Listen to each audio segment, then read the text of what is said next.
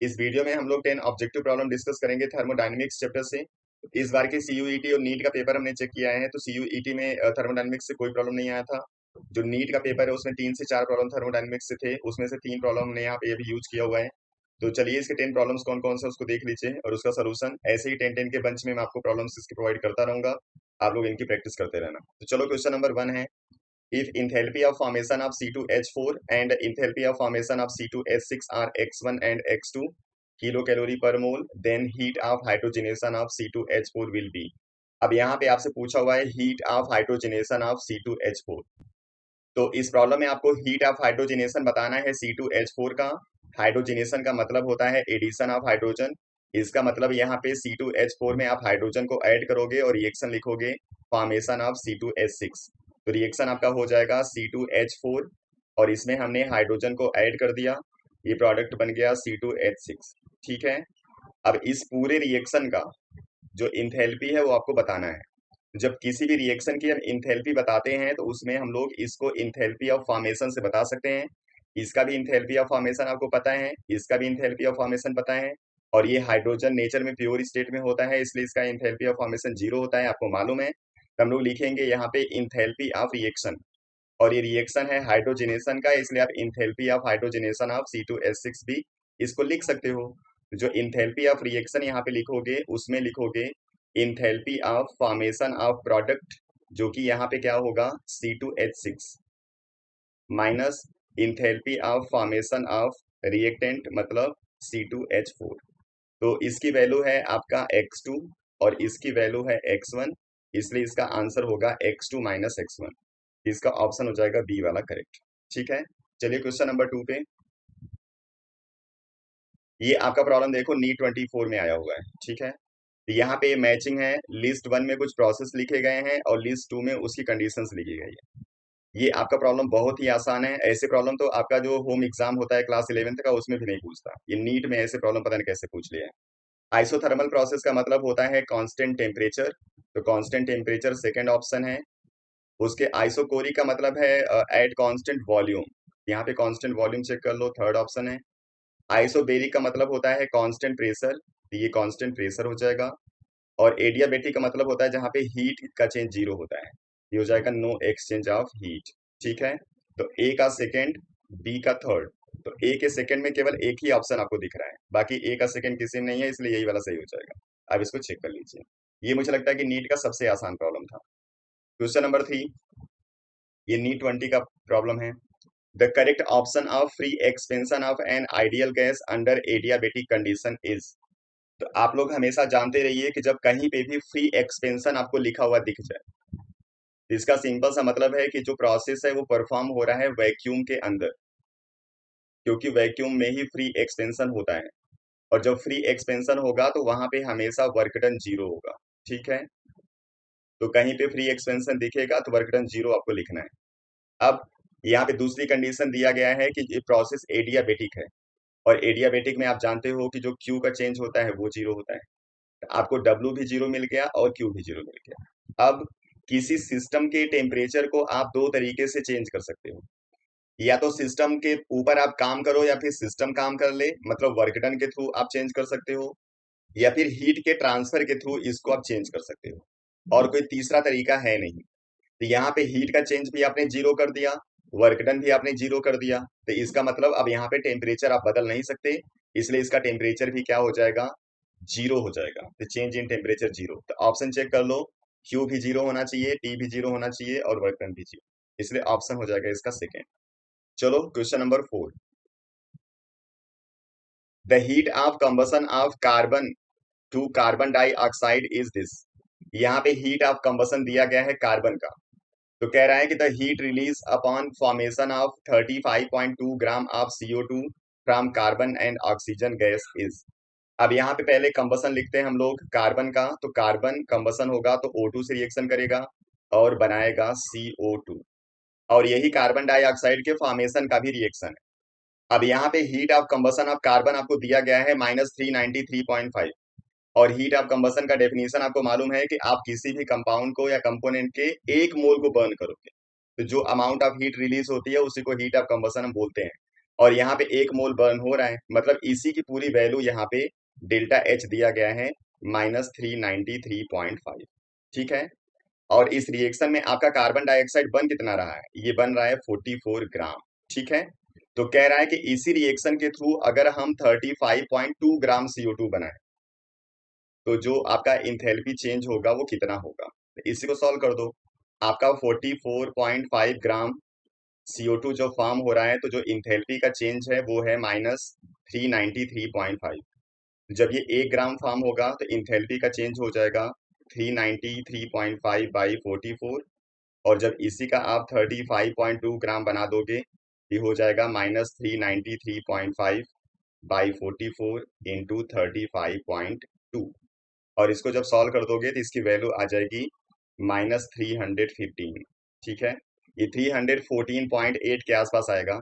यहाँ पे वो ऑप्शन है नहीं, इसलिए हम लोग 315 वाला ऑप्शन करेक्ट कर देंगे। इसका ये आंसर हो जाएगा। चलिए क्वेश्चन नंबर 5 पे आ जाइए। ये भी नीट 24 का प्रॉब्लम है।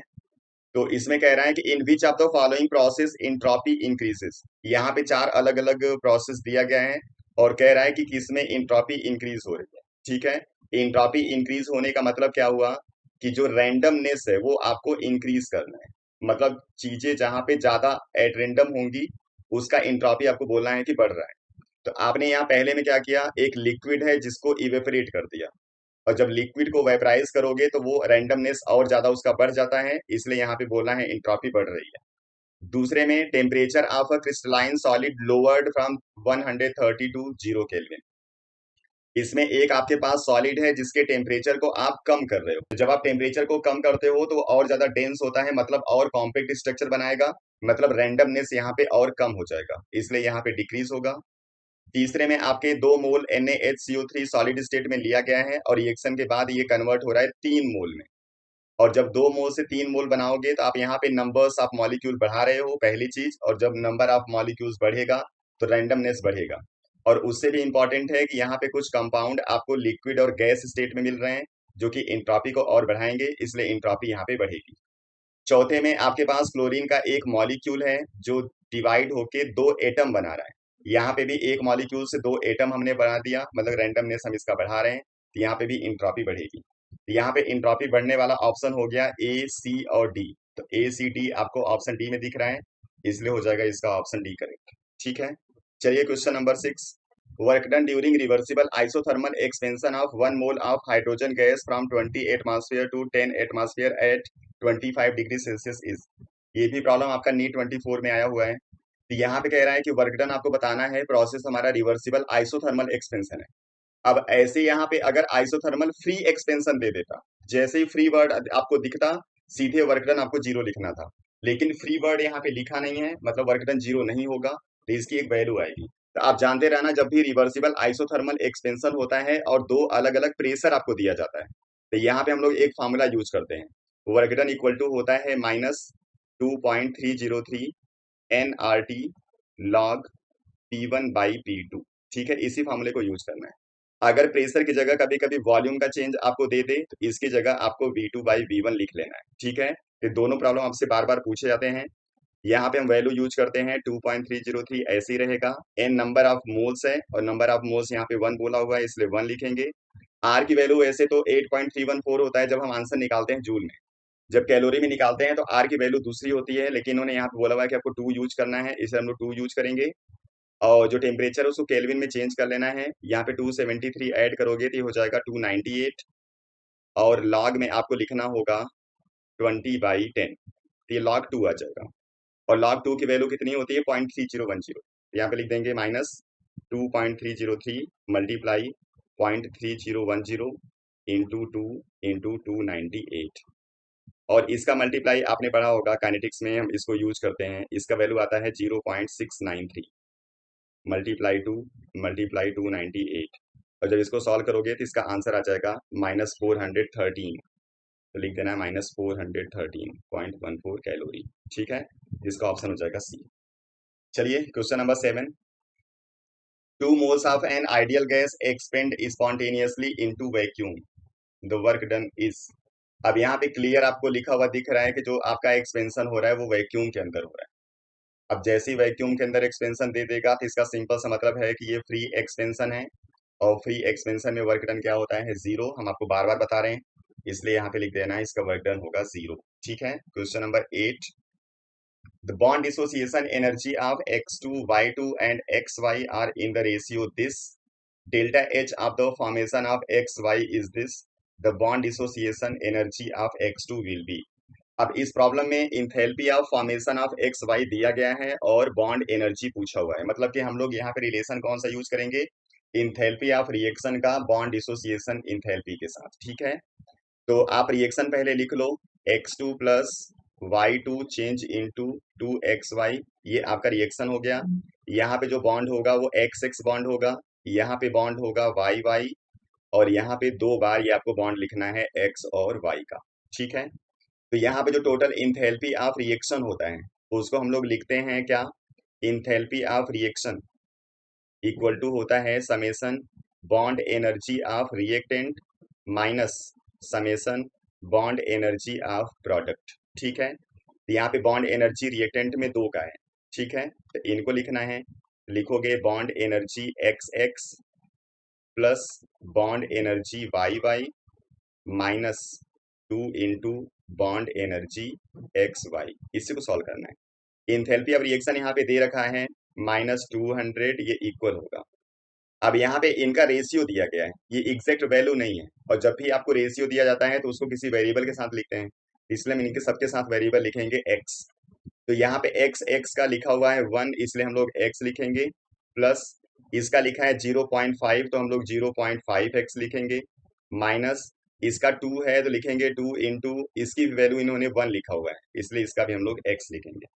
अब इसको सॉल्व कर दोगे, 1.5 माइनस 2 करोगे तो आएगा -0.5x, ये माइनस माइनस कैंसिल होगा, x की वैल्यू आ जाएगी 200 डिवाइडेड बाई 0.5, मतलब 2000 बाई 5, मतलब 400 किलो जूल पर मोल। और ये वैल्यू किसकी है, x की, यानी x किस कौन सा है, मतलब कि वो रेशियो है जो हमने यहाँ पे यूज किया हुआ है। अब आपको बताना है यहाँ पे the bond dissociation enthalpy of x2, मतलब ये आपको x x bond dissociation enthalpy पूछा हुआ है और इसकी वैल्यू हमने यहाँ पे x यूज किया हुआ है, तो जो x हमारा आंसर है यही इसका बॉन्ड डिसोसिएशन इंथैल्पी हो जाएगा, इसलिए आंसर लिख देना है डी। अब अगर यही बॉन्ड डिसोसिएशन इंथैल्पी x2 की जगह y2 का पूछा होता तो आपको 0.5x करना पड़ता, तो फिर आंसर आपका 200 आता। ठीक है, चलिए question number 9, identify the intensive property among the following.